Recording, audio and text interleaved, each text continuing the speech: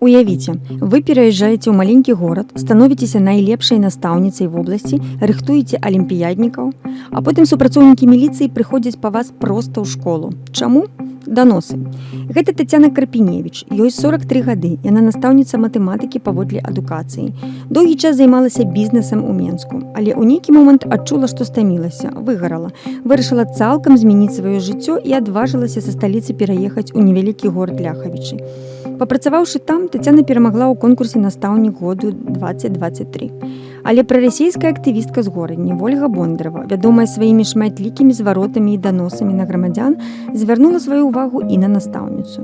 Бондарева напісала ажно 9 пастоў, у якіх абвінаваціла Тацяну ў прамыванні мазгоў дзецям і нават у супрацоўніцтве з захадам. І гэтага хапіла. 13 снежня ў школу прыйшлі супрацоўнікі міліцыі. Суд прызначылі на 28 студзеня. Але незадоўга да паседжання Тацяна уцякла з краіны разам з дачкой. У сучаснай Беларусі даносы сталі часткай рэпрэсіўнай сістэмы. Улады ствараюць умовы, пры якіх людзі бачаць выгаду ў тым, каб даносіць на іншых. Гісторыя ўжо паказала, да чаго гэта вядзе. У СССР у часы сталінскіх рэпрэсій мільёны людзей загінулі або трапілі ў лагеры праз даносы.